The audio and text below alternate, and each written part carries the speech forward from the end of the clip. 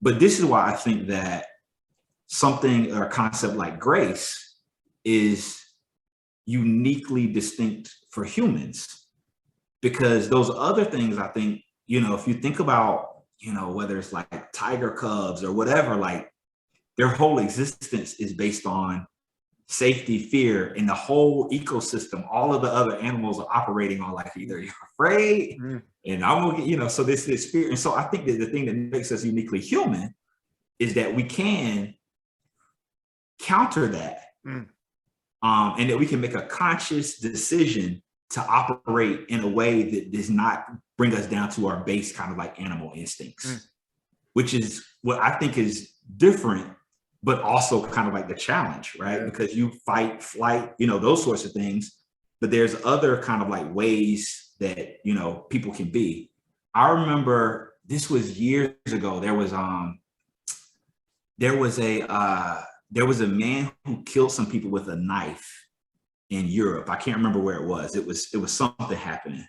And I remember watching this news show, and this guy had killed some people, and a woman walked out to him and said, I want to hear you. I want to hear you. And he put down a knife and he started talking. There's also, I think there was this book that I read, and I wish I could remember the name of it, but the introduction of the book was about how somebody broke the script. There was someone who broke into someone's house, and they were gonna like rob the house. And the person said, if you're in my house, you're a guest in my house. Sit down with me. You can have whatever you want this here, but sit down and have some food with me real quick, right? Person sits down, the person who had broken into the house sits down, and then they talk, and the person got up, after they had this brief conversation and just left. I'm also thinking about, so it's those kind of things that are tough, but in a world with so much inequity, so much racism, it's very difficult. I remember during the George Floyd uprisings in 2020, there's a restaurant that's down about 2 blocks from my house here in Chicago.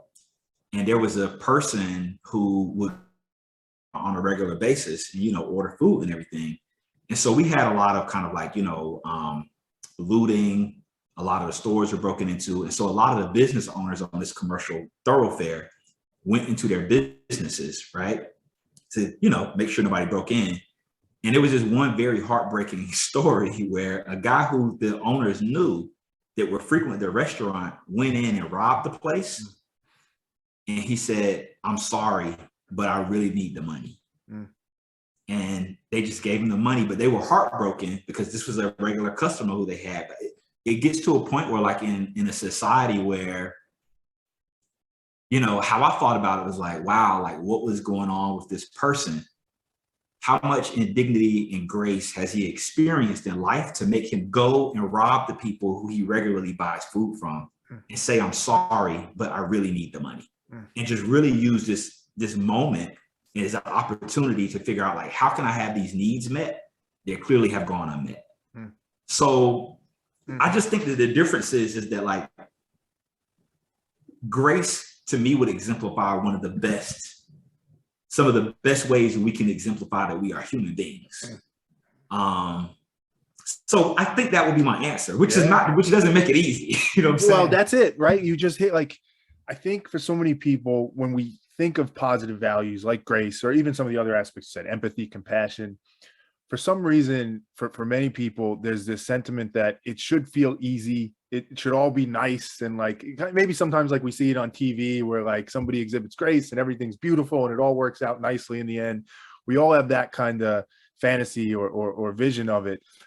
But I think what you're articulating, which I think is so true, but also what makes it so hard is like, it's almost, I don't want to say it, like, I'll say it maybe bluntly, like it's almost more of a numbers game. Like it's this trust that like from a portfolio perspective, if we all do this, we're going to be better off.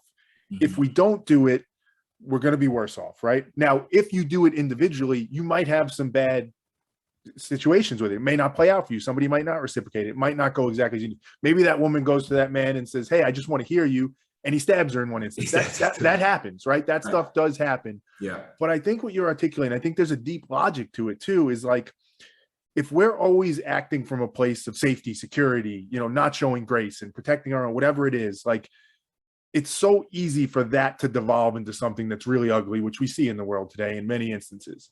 Yeah. If you act from a place of grace, if you act from that place of humanity, which says, no matter what the horrible thing that's happening here right now, I want my next action, my next decision to be thinking of everybody involved as human, and what can I do that's best in that regard? Again, it may not help you in the short term. It may turn bad in some ways, but netting it out, that's got to be a better way to go.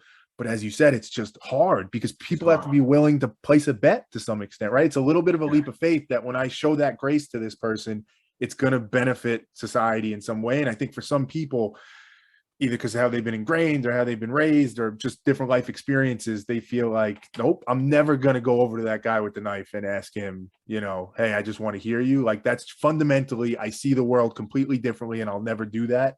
Yeah. And it's hard for me to judge that person because I understand the logic, but I just don't think the math checks out, if you will, on that approach to life, right?